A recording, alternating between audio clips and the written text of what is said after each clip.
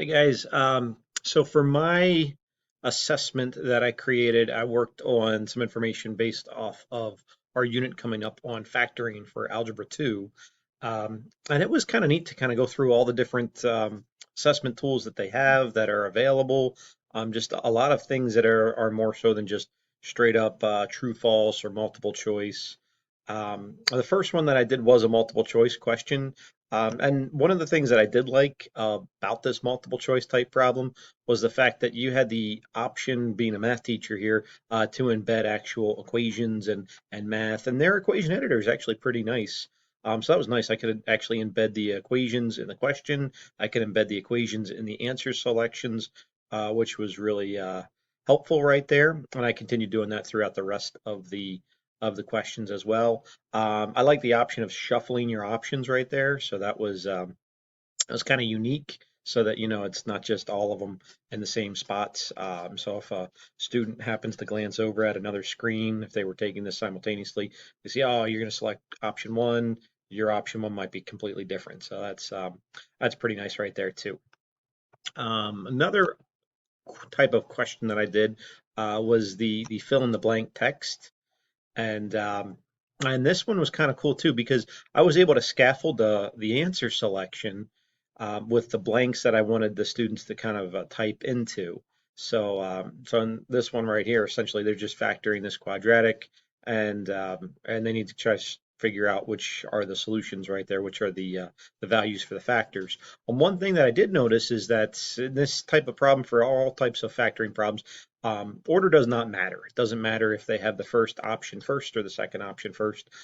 So one thing I have to be careful on is that if they put a 3 in this blank and a 5 in the second blank, it's still technically correct. But what Schoology ended up allowing me to do was this alternate answer option. So I could technically flip-flop both of those answers and they would still mark it correct. And I can kind of assign this percentage over here to change that. So if it was something like a common mistake and I wanted to fill in a common mistake and say, you would award maybe 50% or something like that for that common mistake that you see, that would also work right there. I also like this idea of partial match. Um, so you still get like partial points if you get part of the problem correct. So if they got one of the factors 3, but maybe not the other one there of 5, they selected something else, then that would kind of give them a little bit of some partial credit, which is pretty cool. Next type of problem that I looked at was the fill in the blank drag and drop, and this one was really really cool for math, especially. Um, Kind of like a word box almost, but I was able to build the entire response right there and allow the students to kind of drag in, even with mathematical symbols here, addition and subtraction, various types of variables, and then just straight up numbers right there. So I was able to kind of drag and drop and kind of feed them again with the alternate if they had it switched, the second option versus the first option. I could still give them full credit. And then the other thing I noticed here was this duplicate response option. That then allows the student, if there was maybe like the number 3 was selected more than once, they could still use number 3 as many times as they need to. So it's almost like once one of these options is used, it doesn't mean it's gone forever. So that was kind of cool, that duplicate response option right there. Another one I did was the highlight image. And I thought this was really, really handy for anything that's touch screen. All of our students have touch screen Chromebooks, so they're able to kind of show their work. And a lot of times, they also came with stylus, so a lot of students utilize that to the best of their ability. So what I did was essentially just kind of like a show your work problem. Show your work to factoring this, all the steps as you could go.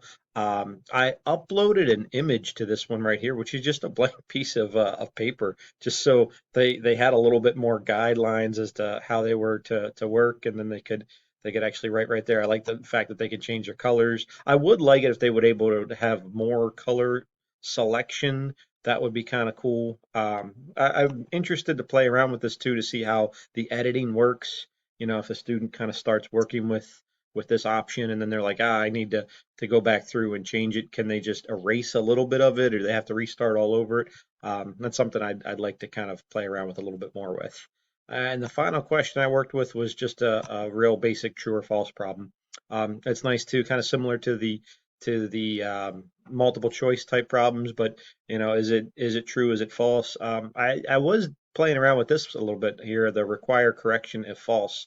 Um, that's kind of cool. If they could type in, if you make an option false, what would make that true? How would you work with that? I would love to play around with this a little bit more too and see what that looks like on my end as to how that works for grading it. If it's an auto grade feature or if it's something that I'd go through and look at each one individually. But that's what I got. Thanks for watching, and I'll see you later.